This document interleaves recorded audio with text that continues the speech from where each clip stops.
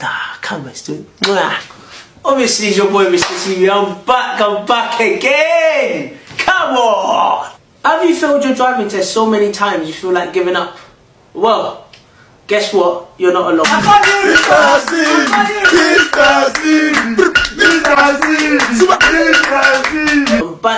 back to my usual spot, back to the place where I did my first ever video.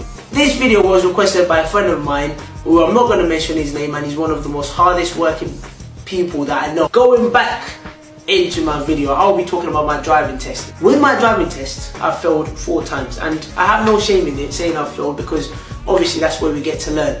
Now, when it comes to driving, it is one of the most frustrating thing that you might have to go through in your life, because some of you might pass first time, but others, it will take them long to pass, just like myself. People actually don't realize this, but you actually spend a lot of money when it comes to driving. Some people have actually spent so much money, they've even spent about £5,000 just when they're driving alone. And that includes theory, that includes practical tests, that includes resets. But my recommendation is, if you failed your test over 10 times, I think right now you need to start looking for alternatives, and probably start looking at Boris Bike and make sure that's your best friend, because I'll be honest with you, after 10 times, if you continue going, well done to you. There came to a point in my life where I failed my driving test. I think this was about the 2nd or 3rd occasion of trying to pass it. And when I failed my driving test, I was looking for alternatives, and I considered 2 options.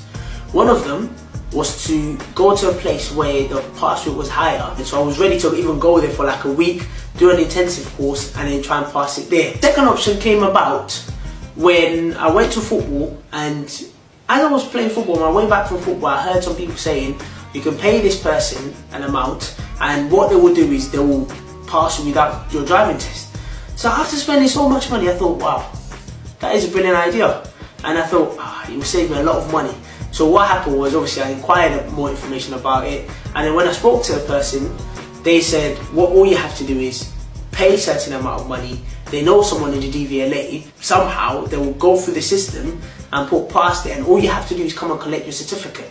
And at first, my mind was just like, you know what, this is so dodgy. But then what happened is, the guy that I'd said to do the test with, he said, pay a little bit of amount, and the day you're going to collect your certificate, you just pay the rest of the amount. I thought, okay, you know what, to start off with, that's a good idea. Because it was so dodgy in the sense that the way it was going to be done or conducted, I was thinking to myself, there are already people there that will be at the test centre that will be waiting for their test. They've not seen me enter before, and they just see me come and collect my certificate. Another thing as well is, it would have been better if I sat in a car with the examiner, I did a little driving, and he just passed me, then it'll make it more realistic. I did pay that small amount to say I'm interested, but then for the next 3-4 days, I couldn't even sleep. It was just constant thinking about it.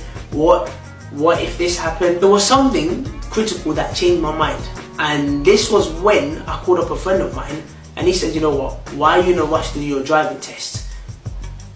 What are you rushing for?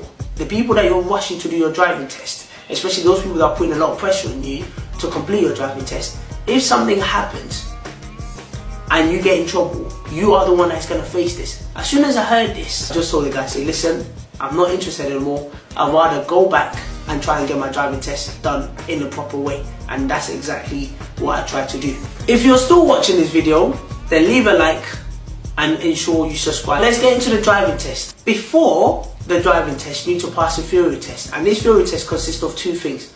One of them is a multiple choice question, and the other one is hazard perception. Now, with the hazard perception, all you have to do is you have to click anytime you see danger. If you fail your hazard and perception, you need to start looking for something new to do, because you shouldn't be realistically failing your hazard perception, because literally anything that you consider dangerous, such as people walking in front of your car, you should be clicking then. But if you can't spot any danger and you're still hesitating, start looking for alternatives. So buy a bike, buy a scooter, look for alternatives. Let's go back to the multiple choice question. With the multiple choice questions, it's not difficult, but the answers are very similar.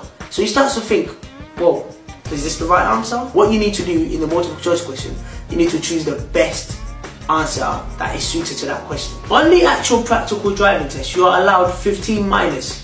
Now minors could be something such as you not checking the mirrors when you're moving off. But if you get too many minors, what will happen is it will automatically turn into a major. And if you get one major, you automatically fail the test.